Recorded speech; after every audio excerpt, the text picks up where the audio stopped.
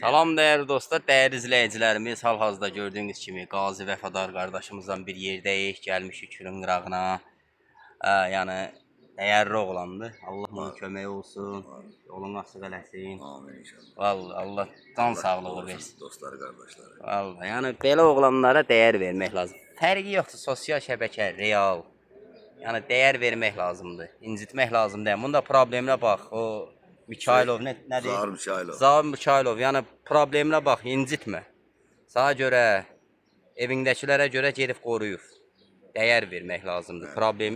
Problemlərin həll eləyin. Allah.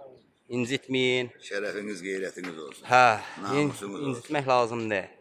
Sağ olun, salamat qalın. Ata, bir de sərin su verin. Ne? Şişesi var. Ağzı su var, şişesi. Yok, ben yok, telefon verin. Sen nesin kızım? Telefon sen adi su. Fərqi yoxdur. Sen hansın sen değil?